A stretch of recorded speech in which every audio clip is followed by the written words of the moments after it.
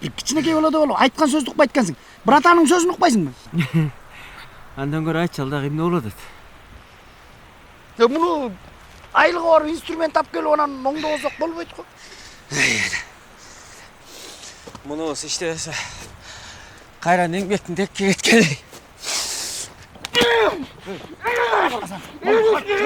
Асанжай.